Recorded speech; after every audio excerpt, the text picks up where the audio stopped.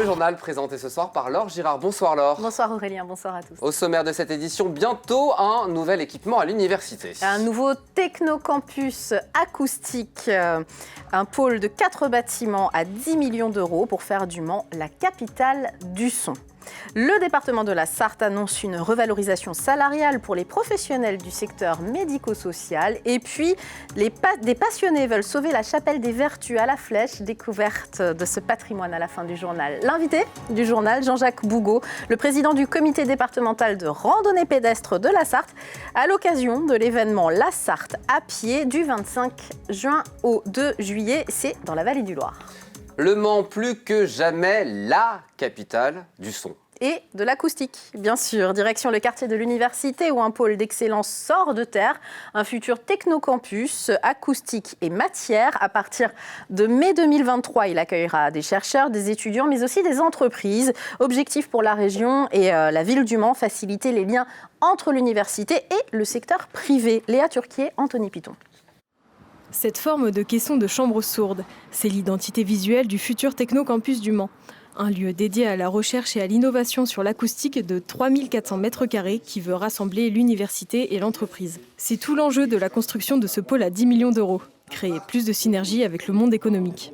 Par exemple, on a eu une demande de la part d'un prestataire, un industriel en aéronautique qui avait besoin de faire des mesures de qualité sur des dizaines de pièces et actuellement on n'avait pas l'espace nécessaire pour pouvoir réaliser ces essais-là, donc on n'a pas pu travailler avec eux, mais avec un bâtiment comme ça on va pouvoir répondre beaucoup plus facilement à des besoins industriels.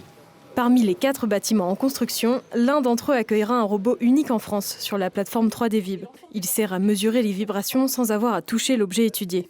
L'idée, c'est de vraiment pouvoir proposer une plateforme qui va fournir de nouvelles données expérimentales à des chercheurs ou des industriels, mais aussi que le laboratoire d'acoustique puisse développer de nouvelles méthodes issues de ces nouvelles données. En fait. C'est comme si en fait, on avait un nouveau moyen de mesure qui montrait des choses qu'on n'avait jamais vues avant. De quoi ouvrir de nouveaux champs pour la recherche en acoustique. Les travaux du Technocampus seront totalement achevés au printemps 2023.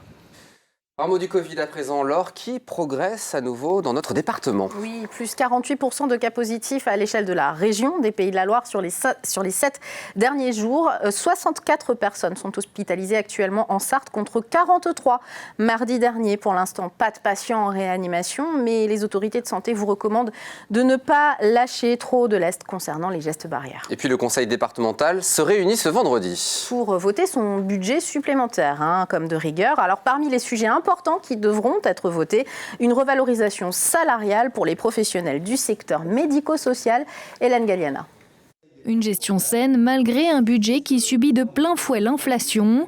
Les recettes sont en hausse grâce notamment au boom des ventes immobilières sur le territoire en 2021, ces fameux frais de notaire dont plus de 3% revient au département.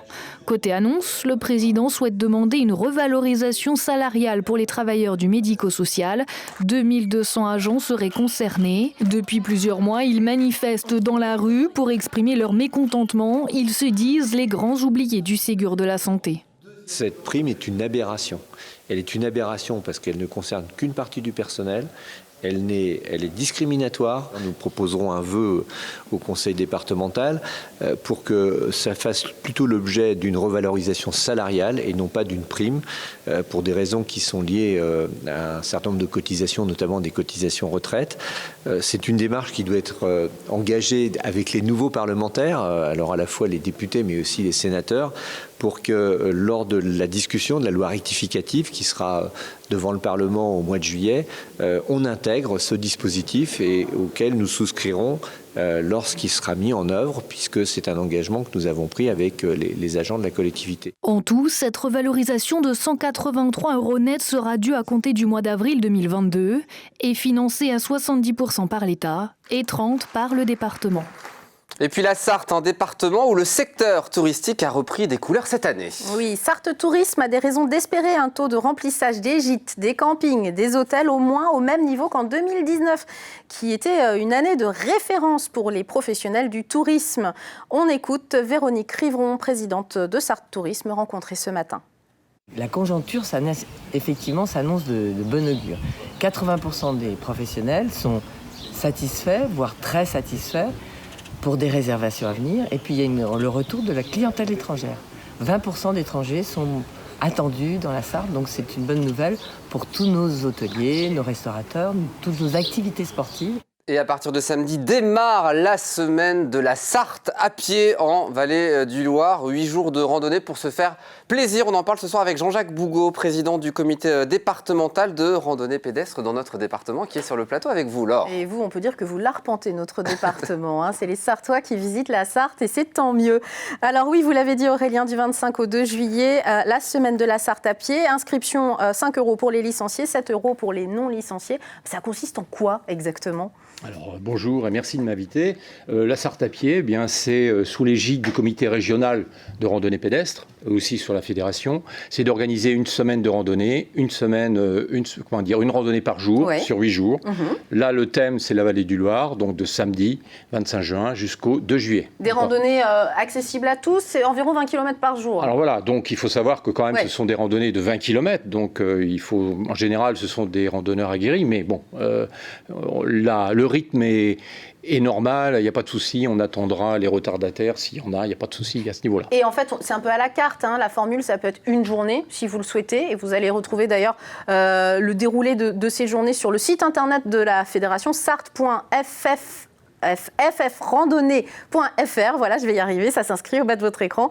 Et donc, c'est un petit peu à la carte. On peut faire les 8 jours, on peut faire 3 jours, enfin, vous proposez vraiment plein de formules. Tout à fait. On peut faire qu'une seule journée. On a trois randonnées dans les week-ends, samedi, dimanche et l'autre samedi pour finir au Lude. Les gens qui travaillent pourront venir sur ces 3 jours. Et évidemment, les gens peuvent faire, comme vous dites, une journée ou les 8 jours s'ils sont courageux.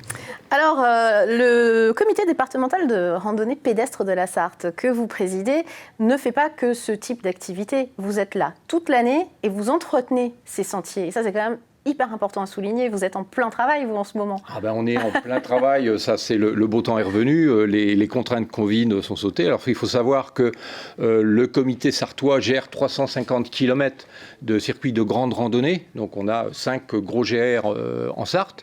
Et donc, en effet, nous avons, au travers de à peu près une centaine de baliseurs, collecteurs, qui, sur le terrain, d'une façon constante, entretiennent ces chemins de grande randonnée pour le plaisir des randonneurs. Comment on les entretient ? Il faut rebaliser, en fait, comment vous appelez ça d'ailleurs, les balises, les balises, tout simplement, c'est ça. Vous repeignez aussi des endroits ? Justement, la base un petit peu de la balise du GR, c'est la marque rouge et blanche, que l'on met évidemment sur des poteaux, sur des arbres.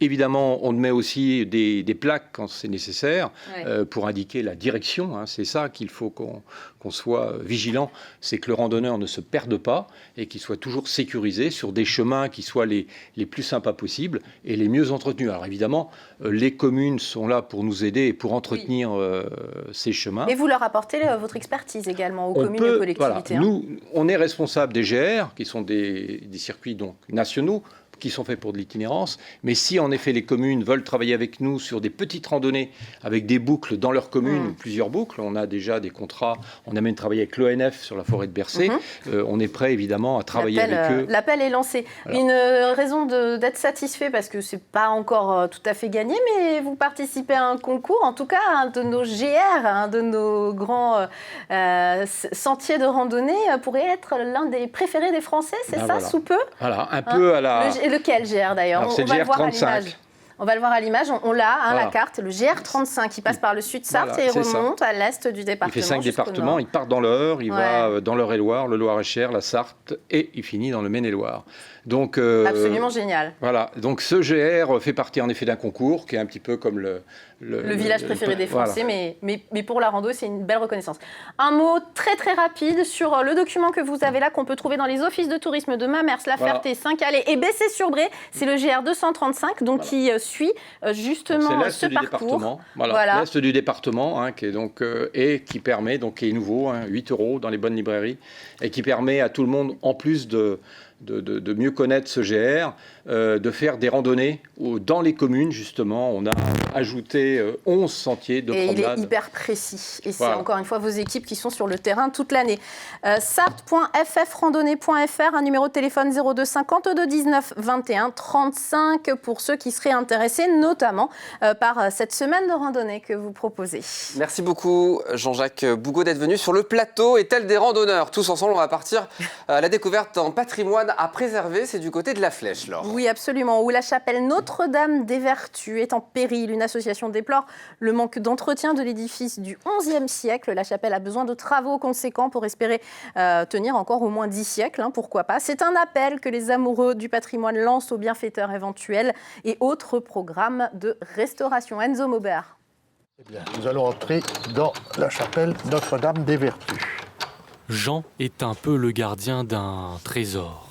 Un trésor où chaque objet a son histoire et où chaque histoire est racontée par Jean. C'est ici, au fond, le symbole de l'Annonciation faite par l'archange Gabriel. Voilà une vingtaine d'années que ce passionné veille sur le plus ancien sanctuaire de la Flèche, un monument de presque 1000 ans, aujourd'hui bien mal en point. Vous voyez l'humidité sur les pierres de tuf, ou alors la sécheresse, l'absence de travaux, et vous voyez ici le problème sur l'autel de Saint-Joseph, le problème de cette voûte qui est bien misérable. Ici, il faut dire que la vieille dame ne s'est pas offert de lifting depuis les années 1960 et à coup sûr, elle aimerait bien se refaire la toiture. Vous voyez qu'il y a des interstices tout en haut. Là, vous voyez, tout en haut, entre le mur et il y a des jours. On est en train de perdre une partie de ce patrimoine par négligence d'entretien. Je ne veux pas jeter la pierre à notre municipalité parce que je sais qu'il y a beaucoup de travaux à faire, mais depuis le temps que nous demandons la réfection de la toiture, j'espère que bientôt viendra le moment où nous aurons des devis et que nous programmerons, enfin que la ville programmera une réfection de ce joyau du patrimoine fléchois. Les infiltrations menacent surtout ce plafond entièrement peint daté du XVIIe siècle. La ville, propriétaire de l'édifice, est déjà intervenue pour restaurer ces 2 piliers. Mais si de gros travaux ne sont pas vite entamés, Jean craint pour l'avenir de sa tendre chapelle. Eh bien, ce qui risque de se passer, c'est ce qui commence à se faire, c'est que les pierres de tuf éclatent et tombent, et donc le danger, c'est que tout finisse par s'écrouler. Ce que vous dites, c'est qu'elle est presque en péril, cette chapelle. Elle ne menace pas encore tout à fait le péril, mais elle est à la veille d'être en péril. Si Notre-Dame n'est pas encore sauvée, qu'elle se rassure, Jean et les autres bienfaiteurs ne sont jamais bien loin quand il s'agit de raviver une flamme. Et une idée sortie pour ce mardi soir, en ce premier jour de l'été, c'est aussi la fête de la musique un peu partout en Sarthe et surtout au Mans où 80 groupes et musiciens sont attendus ce soir. Alors n'oubliez pas de fêter, danser, chanter, Aurélien. Et puis restez avec nous puisque Céline Chevassu, notre chroniqueuse musicale, vous fera sa sélection des concerts à ne pas rater ce soir au Mans. Donc restez avec nous. C'est juste après la pub et la météo. À tout de suite.